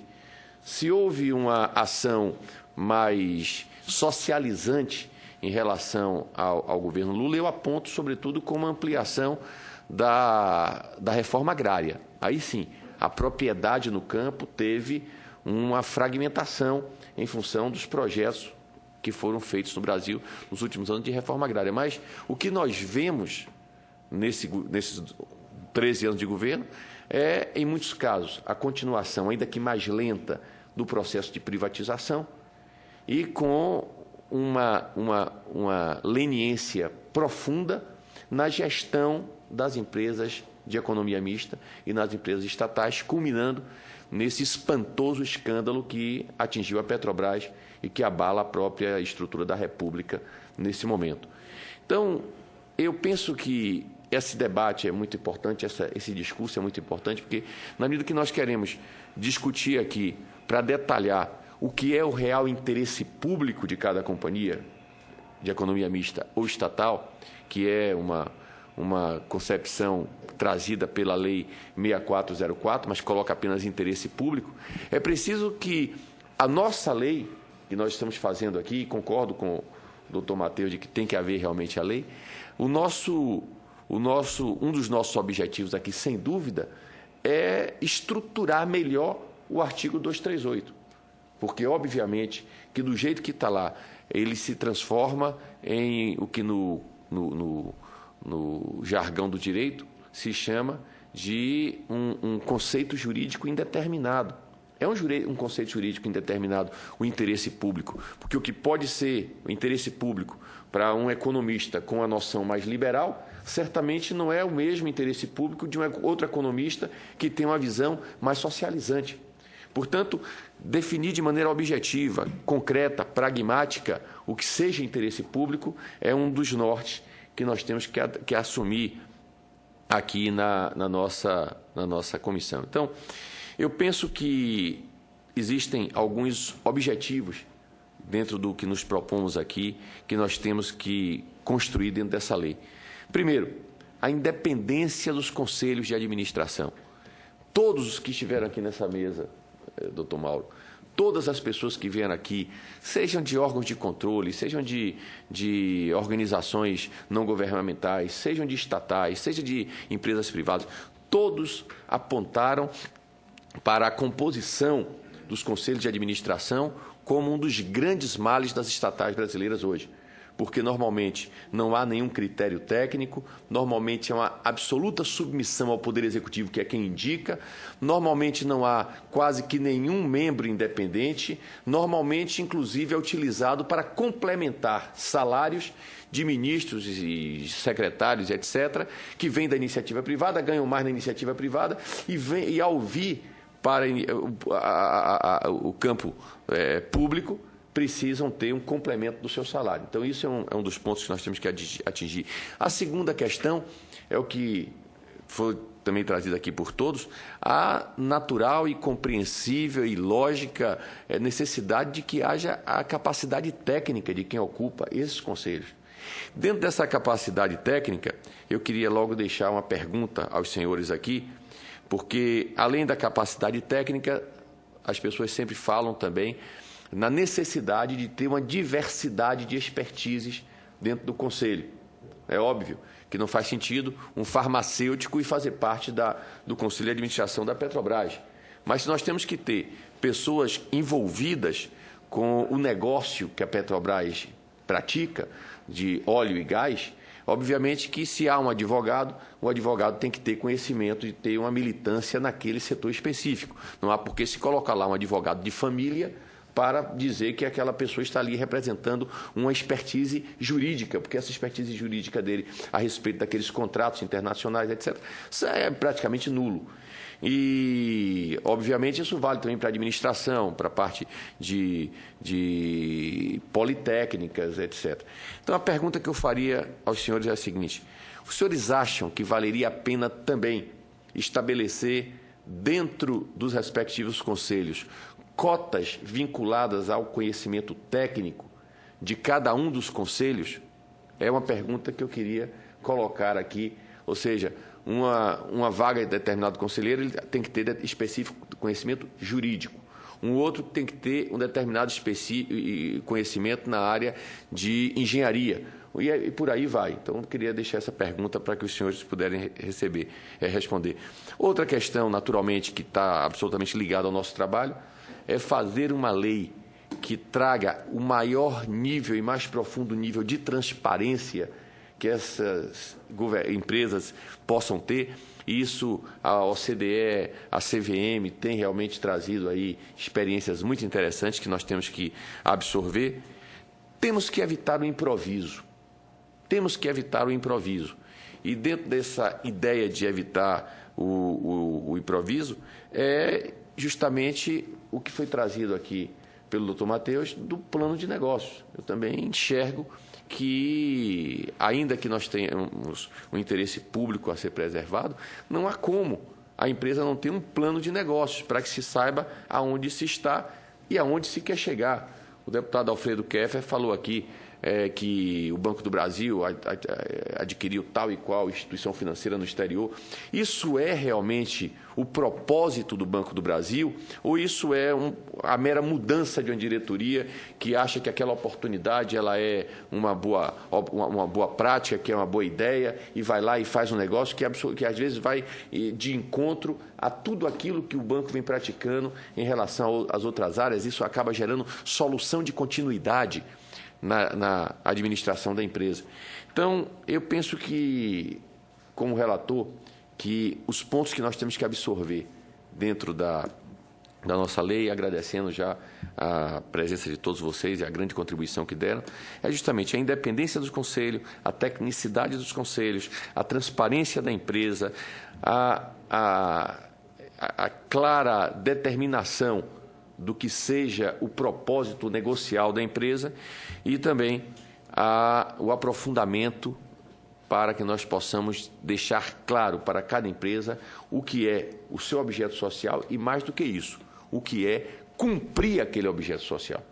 É muito fácil alguém dizer, já que a empresa ela tem uma função social, dizer, não, mas como foi dito no ano passado aqui, para se ganhar a eleição no Brasil, não, comprar gasolina lá fora a 4 e vender aqui a 3 está cumprindo a função social de não permitir que a inflação aumente. Então, obviamente que isso é inconcebível para uma empresa cuja função social é atuar em um setor estratégico fundamental para o país, qual seja a extração de petróleo e gás. Então, era isso que eu queria dizer e agradecer aos senhores. Certamente vamos voltar a nos falar ao longo do andamento desse projeto de lei. Nós estamos aqui numa primeira etapa, e são 3 etapas, porque estamos aqui fazendo o anteprojeto. A partir desse anteprojeto, nós iniciaremos o processo legislativo propriamente dito na Câmara dos Deputados. Em seguida, esse projeto virá aqui para o Senado da República e, portanto, ainda temos muitas discussões e muitos debates, mas agradeço aos senhores aqui pela presença e pela contribuição muito importante que trouxeram. Muito obrigado, deputado Arthur Maia. Eu gostaria de acrescentar as colocações do deputado Arthur Maia, uma dúvida. Primeiro, deputado, a colocação do deputado Alfredo me trouxe uma reflexão que eu nunca tinha aprofundado, assim, a incompatibilidade da ideia de empresa estatal com alguma função social com a empresa de capital aberto. Eu achei interessante essa colocação, que é incompatível. A empresa, por exemplo, no caso mais notório da Petrobras, que comprou gasolina cara para vender barata, é absoluta, pode ter o maior mérito do mundo em termos sociais, todas as justificativas, mas é incompatível com a ideia de empresa aberta com captação no mercado. Até que ponto nós deveríamos refletir mais sobre esse ponto especificamente, como especificar o que é uma empresa de capital aberto e como ela pode ser compatível com a ideia de uma empresa estatal que tem funções estatais. E a segunda também aqui colocada, o Banco do Brasil. Mas alguém me disse, por exemplo, nós temos a informações, Silvio, 342 estatais que existem hoje no Brasil, são 342. Umas completamente já sem sentido, mas também chegou a informação, que eu não estou lembrando o número, que a Petrobras tem... Petrobras teria mais de 340 subsidiárias, não é isso? Subsidiárias. A minha pergunta ao senhor Mauro, que já foi do Conselho da Petrobras, representante dos minoritários, se alcança, se tem visibilidade e se o Conselho alcança essas 300 e tantas subsidiárias? Não. Não. Nós vimos a dificuldade que foi o afastamento do senhor Sérgio Machado da Transpetro. O Conselho de Administração da Petrobras tinha suas mãos absolutamente atadas. E existem vários tipos de subsidiária. Quando nós falamos em centenas, se inclui as empresas de propósito específico, que não devem ser vilanizadas, elas têm a sua utilidade. Só uma pergunta que, sem querer... que falaram, até alguém falou aqui de fábrica de tecido em Pernambuco, que ela tem. A Companhia Têxtil de Pernambuco, mas é por conta do poliéster que viria, né, da petroquímica. Mas existem, quer dizer, é possível, só que foi realmente uma perda fenomenal, né, junto com os outros investimentos da Abreu Lima. Existem vários tipos de subsidiárias, portanto, então algumas que o Conselho não deve olhar, porque não é uma empresa desse tamanho, né? Aliás, no caso da Petrobras, eu acho que uma questão a se considerar são as deseconomias de escala. Eu entendo que o presidente Bendini vem aqui amanhã, talvez seja um bom assunto de debate. Existem subsidiárias onde o Conselho deveria entender e se imiscuir, mas é impossível, como o caso de Transpetro, Gaspetro, etc., grandes operações. E existe um caso sui generis, que é o caso da BR Distribuidora, onde os conselheiros da Petrobras são também conselheiros da BR Distribuidora. É um espelho, só muda o representante dos empregados. Eu temo muito pela governança da BR Distribuidora, porque a partir do momento que as reuniões do Conselho da Petrobras se tornaram mais pesadas, com 12 horas de duração, etc., as reuniões da BR, que normalmente aconteciam na sequência, acabaram caindo para fora da mesa. Então, eu diria que o nível de controle que o Conselho de Administração da BR tem das operações da BR é muito, muito baixo. E nós estamos falando de uma empresa que fatura 100 bilhões de reais por ano. Então, claramente o desenho do Conselho de Administração da BR, ele tem muito dessa questão de complementação salarial. Ele não tem nenhum sentido, a carga de trabalho do conselheiro da Petrobras já é muito elevada, e o que a BR precisaria ou era não ter Conselho de Administração, vamos fazer as coisas como elas são, né? Ou não tem um conselho e administra ali diretamente pela controladora, ou faz um conselho que tem uma atribuição, uma capacidade de gerar valor para a companhia, o que hoje não existe. Então, existem sérios problemas na estrutura interna das subsidiárias da Petrobras que precisam ser endereçadas. Agora, se me permite, senador, o senador mencionou a questão da incompatibilização da empresa de economia mista com o mercado de capitais. Permita-me divergir. Eu acho que há espaço e o mercado de capitais pode ser uma ferramenta poderosa para o Estado brasileiro atingir determinados objetivos sociais, a partir de um conceito básico: o combinado não sai caro. Então, a partir do momento que o governo oferece ao mercado uma oportunidade de investimento, numa atividade rentável, mas que vai ter um custo social específico, e esse custo está claro, e ou ele é reembolsado, ou a gente sabe qual é e não vai ter surpresa sobre isso, o mercado vai financiar e vai ser transparente e vai ter bons resultados, como acontece na Sabesp de São Paulo e em grande parte no Banco do Brasil também, né, depois que ele veio para o novo mercado e tem boas práticas. Então, existem bons exemplos, eu acho que ele não deve ser eliminado. Senador, para completar nessa linha, eu também discordo. Eu acredito que a abertura de capital da companhia é o primeiro passo, talvez o mais importante, para melhorar a governança da companhia, da sociedade de economia mista. Quer dizer, na medida em que a companhia abre o capital, significa que ela terá acesso à poupança pública e ela passa a responder ou a ter uma série de obrigações estabelecidas na 6404 e, inclusive, reportar os resultados trimestralmente, de forma que é um passo importante, fundamental, para começar a estruturar e melhorar a governança e o nível de transparência que ela precisa dar, que, de outro lado, organizada na forma de uma SA de capital fechado, ela não teria. Acho que é uma questão do deputado Arthur Maia, que ainda não foi sobre cotas. Posso comentar. As questões do deputado também são muito pertinentes e voltam ao meu ponto inicial. Quer dizer, devemos dizer, X advogados, X engenheiros, não sei o quê, não sei. E a resposta hoje vai ser diferente da resposta daqui a 5 anos, quando cada uma das empresas vai enfrentar desafios diferentes. E é nesse sentido que eu entendo que é importante delegar a um instrumento infralegal parâmetros como esse. É importante que se entenda que o diabo está nos detalhes. Nessa mesa, e seguramente nas outras audiências públicas, nós tivemos discordâncias pontuais. Não, mas o requerimento tem que ser assim, assado, o nível de independência é esse ou aquele, né? A gente não vai resolver isso aqui ou mesmo na tramitação do processo. Então, eu entendo que a partir do momento que nós tenhamos um órgão responsável pela propriedade estatal, órgão esse que tem um controle forte do legislativo, esse órgão terá capacidade de identificar a necessidade de cada uma das estatais em cada um dos momentos e buscar as pessoas adequadas para o desafio. E vai chegar aqui para o Senado ou para o Congresso e vai dizer, olha, o Conselho da Petrobras tem essa formação porque, de acordo com o seu planejamento estratégico, ela precisa dessas categorias.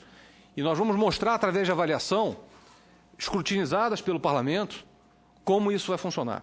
Então, não se trata, e eu concordo muito com quase todos os pontos que o Matheus colocou, de ter mais Estado. Eu acho, inclusive, que o DEST é o embrião disso, né? Então, é reorganizar o Estado e não criar mais Estado. Agora, delegar a uma entidade centralizadora nas linhas das boas práticas recomendadas pela OCDE e crescentemente adotadas no mundo todo, que a gente possa, de fato, profissionalizar a gestão da propriedade, sob o controle do Legislativo. Mais algum comentário? Só complementar a respeito da composição dos conselhos, que eu também concordo que um comando geral para que os conselhos reúnam as competências chaves do negócio é o que basta.